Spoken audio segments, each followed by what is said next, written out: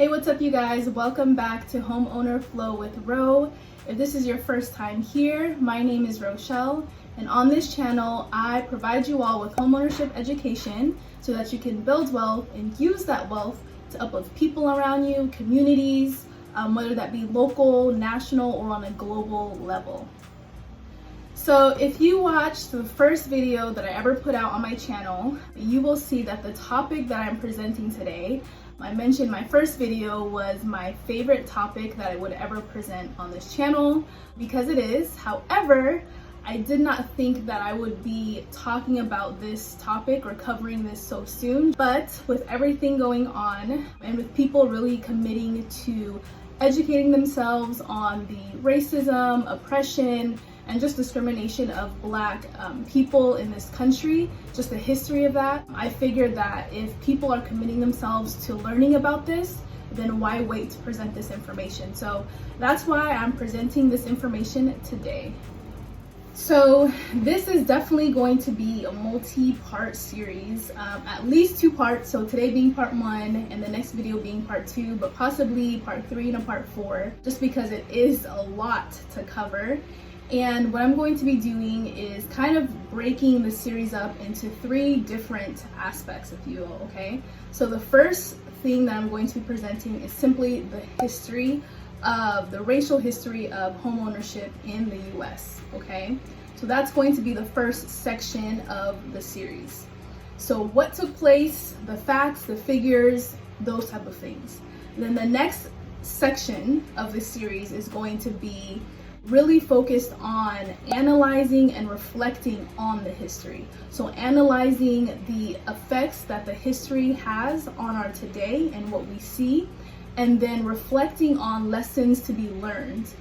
And then lastly, the last part of the series is going to be act. So now that we know what took place, now that we know the history, now that we know the effect of the history, what do we do on this? What do we do with that information? How do we move forward, okay?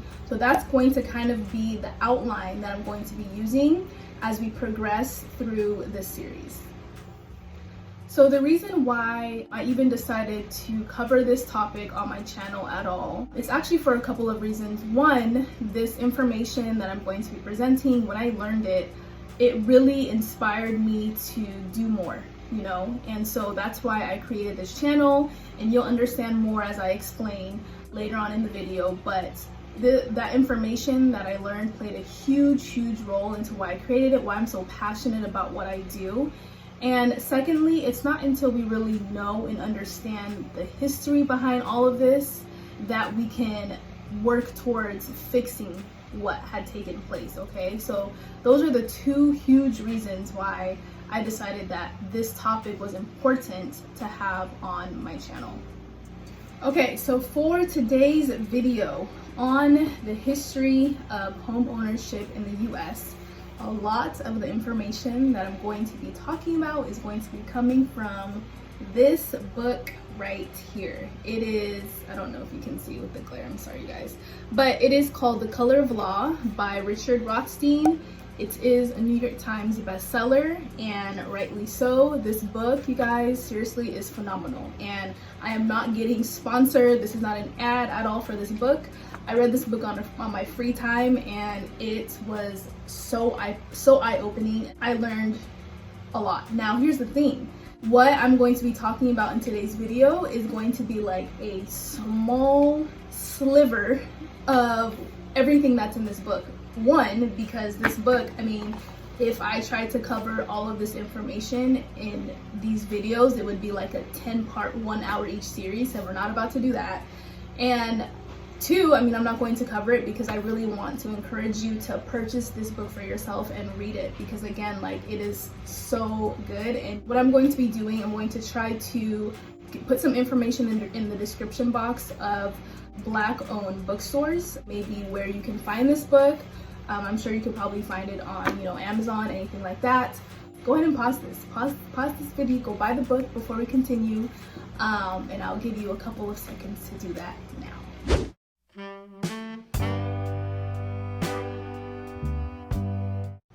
All right, so we're back. So as far as how I'm going to be presenting this information, Because it is so much information, I'm going to try to present it in the most organized way possible that I think. And what I'm going to be doing is I'm going to be presenting this information in chronological order. And then within the chronology, I am going to be bringing up certain points that took place in those certain times that are relevant to today's topic. Now, again, today's topic is simply the racial history of home ownership. So that doesn't cover all of housing, right? Because housing includes renting and different things like that. But today is just, I'm going to try to focus on the history of home ownership. So you will realize that in this book, it covers housing in general. So it covers home ownership, renting, just a lot of different things.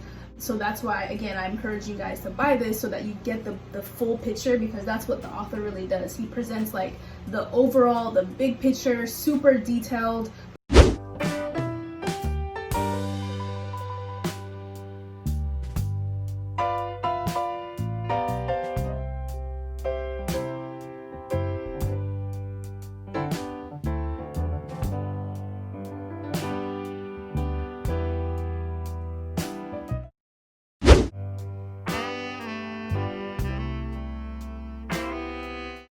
All right, so let's just go ahead and just jump right into this history, okay? So we are going to start in about 1920. So that's about 100 years ago from where we are today. So what was prevalent during that time was the use of restrictive covenants in home buying and home selling. So essentially what a restrictive covenant is kind of a list of guidelines that a purchaser of a home is agreeing to adhere to upon buying the house. And so oftentimes in those restrictive covenants was a statement stating that the purchaser is agreeing not to sell or rent to an African American, okay? And so that in and of itself is problematic, but taking it to the next level is the fact that the government did not become involved in this, because you're probably thinking, how is this even possible? This is 1920, we're past slavery, right? You know what I mean? How is this being allowed?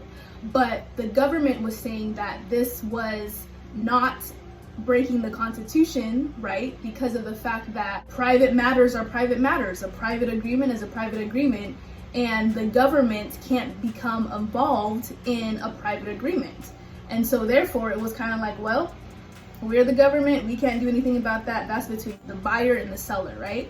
However, what happened was that the government did eventually become involved, because once these restrictive covenants were being broken, i.e. when an African American did purchase a house with a clause in a deed stating that the house couldn't be bought by an African American, what was happening is that these black families were being taken to court. The court was then evicting these African Americans, these black people, from the houses that they purchased. So at that point, the government did become involved in this racial practice, right? Which shouldn't have been allowed, and it did break the Constitution at that point.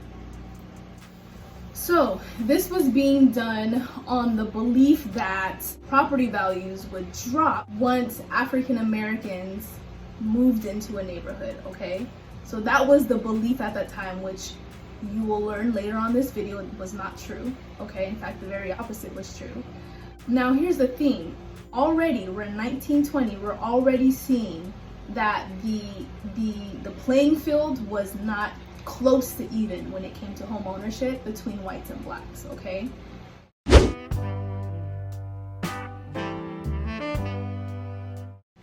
All right, so let's go ahead and move now into the 1930s. So this decade was very important to what we're talking about today, because a lot was established during this time, unfortunately.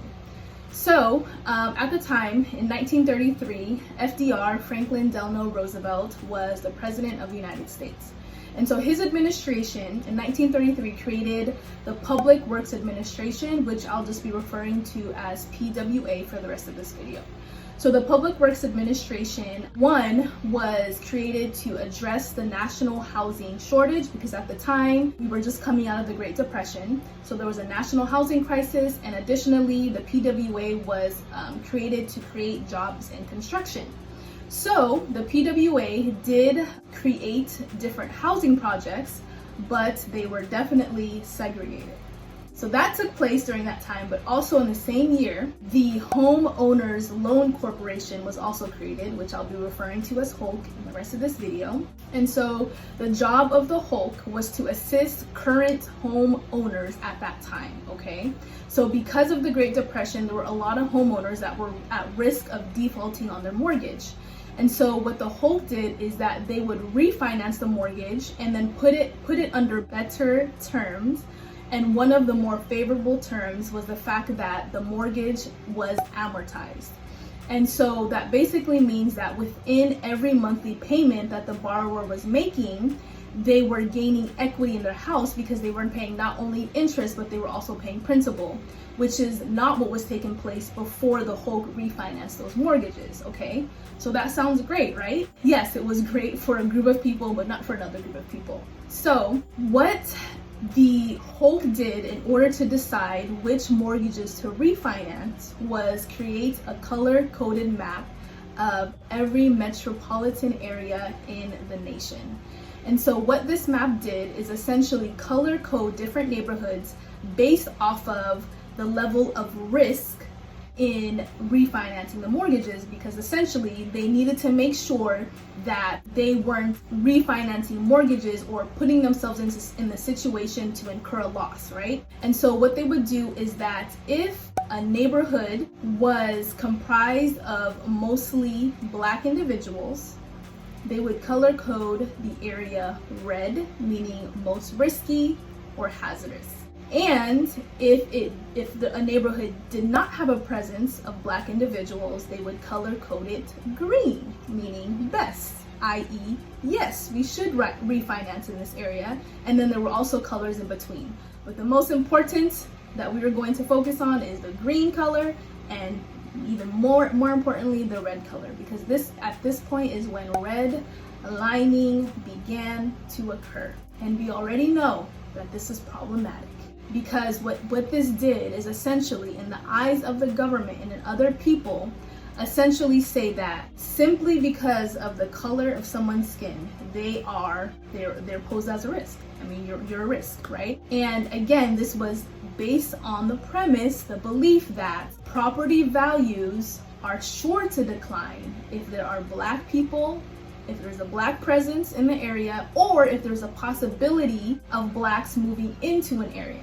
So if there was a neighborhood where there was a possibility of Blacks moving into an area, maybe because they were close to a red neighborhood, then they also would not get the green, the best rating, right? Because there's that risk that the Blacks might go ahead and move in. That's a problem. So at that point, that was also taking place. Okay, so now moving on to the next year, in 1934 is when the Federal Housing Administration was created. I'm just going to refer to it as the FHA for the rest of this video. And so the FHA was created to assist people who were not yet homeowners, but who wanted to become homeowners, or in other words, renters, right? So what the FHA was doing is that they were a government agency that was insuring bank mortgages.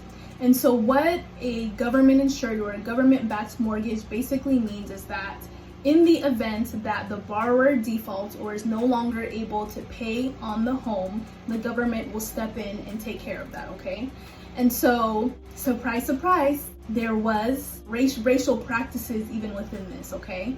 So these mortgages that the government were backing were fully amortized. So again, people who had these mortgages were able to take advantage of equity and start to accumulate wealth. And so what was taking place was that the FHA, in order to issue this government backing, what they were doing is that they were sending out appraisers to the properties, okay? Now, the FHA in 1935, the year after, they created the underwriting manual, which is what they were utilizing to kind of guide the appraiser's work. And so in the underwriting manual, basically stated that give a high rating to properties that are in racially harmonious neighborhoods, i.e. racially homogeneous, i.e. whites only neighborhoods. Those would get the highest rating. However, in a racially inharmonious neighborhood, i.e. where there are black people, those get low ratings. So once again, we're seeing that black people were not able to take advantage of this government assistance, right? And so again, now we're seeing another thing that is putting black people at a disadvantage among other things going on at that time. So let me just do a short recap just to make sure that we're all on the same page. So the reason why this was such an issue, among other reasons, but the one big reason why this is such an issue is because, once again, the people who were able to take advantage of this refinancing and these better terms were gaining equity in their home, essentially being presented with the opportunity to build wealth. So we're seeing that this is the start of where we're starting to see inequity in wealth accumulation between whites and blacks, okay? The crazy thing about this, because again, we're in the 1930s, is that simply because of the color of their skin, whites were basically given more of an advantage, because we already know that white people already have an advantage, always have had the advantage in this country. But this is another thing, this is another face or place that we're seeing, is that simply because you live in a white neighborhood, you are white, I'm going to give you this favorable mortgage so that you can go ahead and build wealth. However, if you're black, sorry, you're a risk, you know? So as a result of what was taking place at that time, what was happening is that a lot of black people obviously weren't able to take advantage of the government assistance in terms of housing at the time, okay? So what was happening is that blacks were still wanting to buy houses, but they were having to do it outside of the government assistance of the FHA and the HOLC and things like that. And so they were purchasing houses and taking on mortgages without that assistance, which basically meant that they were paying higher interest rates and they were under ridiculous terms, okay? And that's super important because they did not have, again, remember the HOLC and the FHA, they were giving out mortgages that were allowing the borrowers to accumulate wealth. But under the mortgages that black people and black individuals had to take on because they couldn't participate in that, they weren't able to accumulate wealth. And on top of not being able to accumulate wealth, they were paying more because their interest was higher. And the reason why their interest was higher is because the bank takes on more of a risk when it is not backed by the government. Because remember, government backing means that in the event that a borrower defaults, the government will step in, which means that the bank has less of a risk. However, if there is no government backing, now the bank is taking more of a risk on the borrower and taking more of a risk and depending on them not to default, and so therefore they're going to charge them a higher interest rate, which was what the position that black people, black families were forced into if they wanted to purchase a house. Okay, so another thing to add is the fact that developers or builders, people essentially that wanted to build homes or build apartment buildings or what have you, they were going to the FHA for government backing because they knew that if they were backed by the government, that a bank would be more apt to loan to them because once again, the bank had less of a risk, okay? And so what was happening is that these developers are going to the FHA, getting the backing, going to the bank, getting the approval, and then building the homes again, which is great. That's awesome. The fact that wasn't so great is because they were backed by the FHA and because the FHA was going off of the underwriting manual that they had established.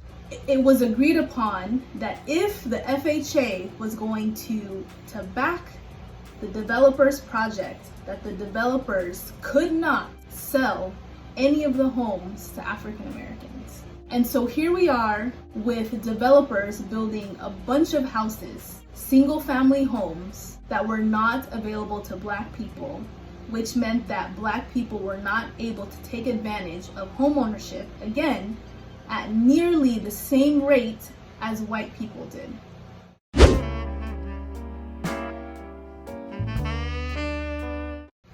So this is a good place to note. After World War II, veterans or returning servicemen were able to take advantage of VA loans. And those loans were very favorable because most of them were no down payment, low interest, and so those veterans were able to get into a home fairly easily with very low interest rates.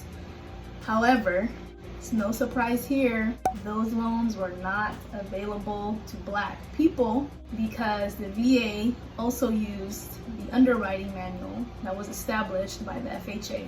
You guys, these are men, women that fought in the same war, Black men that fought in the same war, in the same military as white men, came home from the same war. The white men were able to take advantage of VA loans to purchase a house, build wealth, but the Black men that came from fighting the same war were not afforded that opportunity. I mean, I don't really know what else needs to be said to prove the point that there were so many instances in so many ways that Blacks were put at a disadvantage. And again, we're only talking about housing. We have not touched any other sector. We haven't touched school, the achievement gap, kids, none of it. This is just housing. So as you can see, the landscape at the time did not make it easy at all for Black families and Black individuals to purchase houses at all. But I mean, it was possible, again, under those ridiculous loan terms, ridiculous interest rates. So you would think that, okay, it was difficult, but at least they were able to buy houses. That sounds great. The end. Not even close, you guys, not even close. The sad part is, after being excluded from government assistance, after being subjected to ridiculous loan terms, and finally finding a way to purchase a house in a neighborhood that did not have restrictive covenants, so that you were able actually to find a house to buy that didn't exclude you from buying simply because of the color of your skin. After all those hurdles were passed and a Black family moved into a house, the unfortunate thing is that throughout the 1900s, it wasn't just a specific decade, you guys, throughout the century, Black families are being met with violence in their homes. And I'm talking like fire bombings, houses being dynamited, rocks being thrown through the windows, people raiding these houses, getting the belongings, throwing them outside and setting the belongings on fire, like violence. And not only that, people died. Like, people died as a result of this. And by people, I mean the Black families and individuals died because of this violence. It happened. Police were present. Police were there, physically there. Police knew about it. However, in a lot of these instances, no arrests were made. Let me say that again. Black lives were lost because of this violence. Police were present, yet in a lot of these instances, no arrests were made. I don't really know what else to say. I think that situation speaks for itself. I don't think that is surprising, unfortunately, because we see what's going on today in 2020. But I think what's sad about that is realizing that it's always been here. This has always been here. People like to say, oh, after slavery ended, there's no excuse as to why, you guys are still talking about race and injustice and blah, blah, blah. But the fact of the matter is, this injustice never ended. It has not ended yet. It was present. And here's the thing, is this is only housing. I'm only talking about housing. I have not even touched the criminal justice system. I have not touched just income inequality. I have not touched the inequality of people in political positions. I have not touched health. I have not touched health care. I have not touched so many other things. This is just housing, and we're already seeing how difficult it was for families to just purchase a house and live in peace.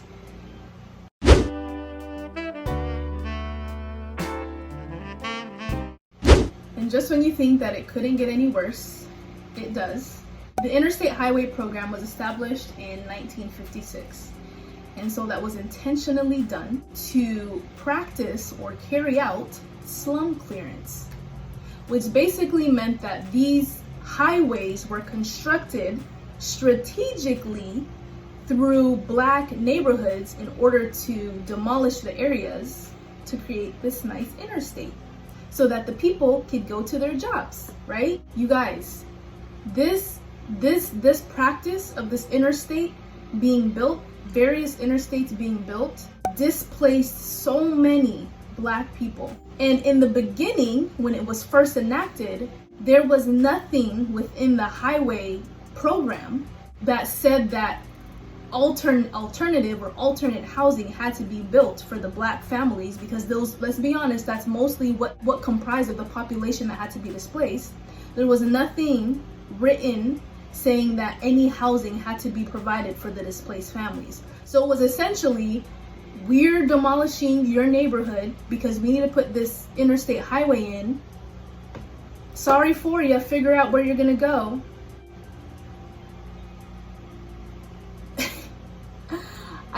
Here's the thing, you guys.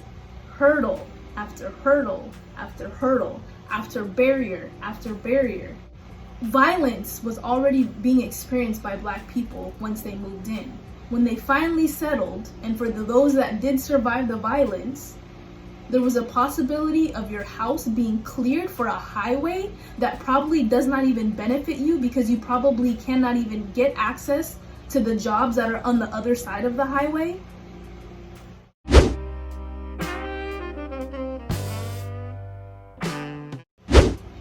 So it wasn't until 1965, basically 9 years later, that the federal government did require housing be provided for the families that had to relocate, were forced to relocate because of the interstate highway program, right? But that's 9 years of people just being forced to leave their house with no provision of where to go next.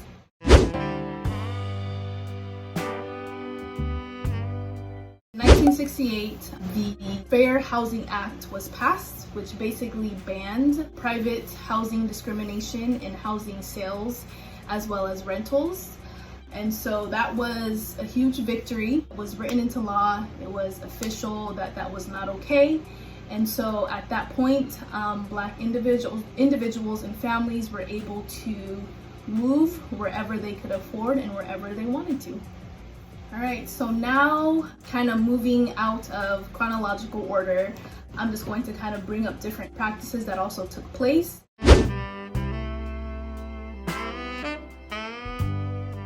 One of the things that took place was inequality and corruption when it came to property tax assessments. So to put it in very simple terms, essentially what was taking place is that tax assessors were charging homeowners in Black neighborhoods more in taxes than white homeowners in white neighborhoods, which is crazy, right? Because again, I mean, here's another hurdle. I'm not going to sit here and repeat all the hurdles that I've already mentioned in this video, but now that we finally can live wherever we want to live, wherever we can afford, here's yet another practice that put Black homeowners at a disadvantage.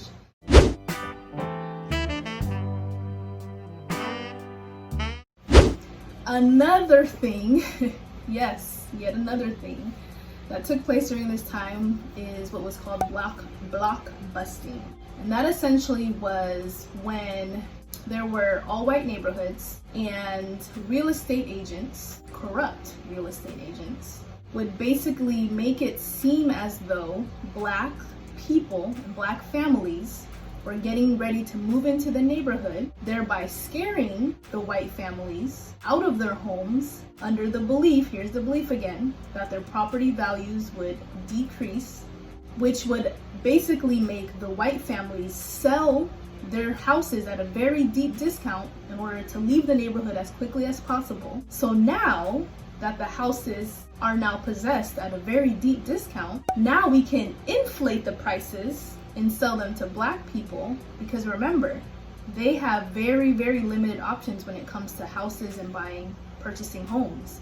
So therefore, there's a higher demand from black people. So therefore, they are going to pay more to purchase a house, which means that now a lot of money is there to be made.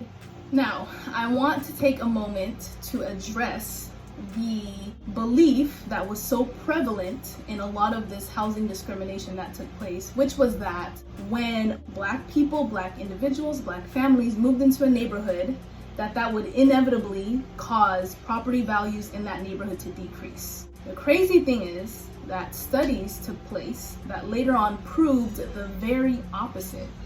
Basically that, in fact, when black people and black families moved into a neighborhood, typically property values in that neighborhood increased because of the fact that black people were willing to pay more to buy those houses, because again, they had such a limited amount of options that when they did stumble across a property that they could buy, they would pay more for it, which would cause the other properties in that neighborhood to increase. And again, this is so crazy to me because for so many years and for so many different policies and programs, the basis, the reason for the discrimination was because property values are going to fall. It was done on something that was not even proven. And then for years later, for the very opposite of that to actually be the fact,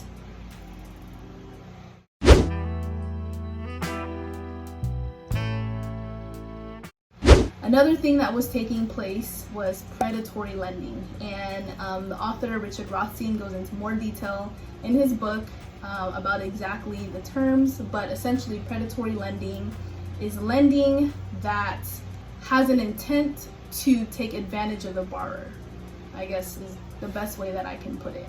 So what was happening is that black individuals, black communities were being targeted for loans that had ridiculous terms that were basically meant to put the borrower in default, because you would make money off of the borrower while they had their interest rates and make it so that they could not follow through with the terms because it was ridiculous interest rate, just crazy terms. And then they would lose their house, be foreclosed on, so that their house would go back to the bank, and the bank would just do it over again with the next black family. And there were studies of this actually happening. And not only that, even banks that we know today, big banks that we know today, that had teams of people that were specifically infiltrating and targeting the black community in order to promote these loans to them.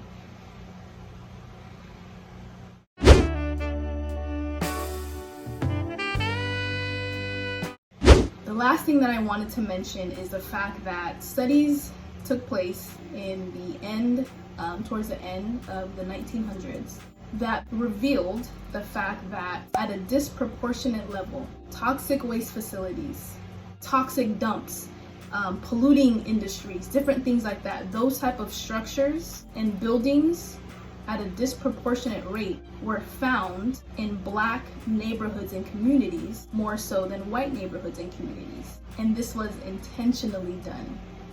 Again, there's things that I did not mention in this video that you're just going to have to read for yourself in the book.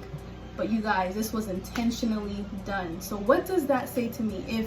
If someone is intentionally going to say, here's the toxic waste dump, where should I put it? Oh, let's put it right next to the black people. What is the message that's being carried there?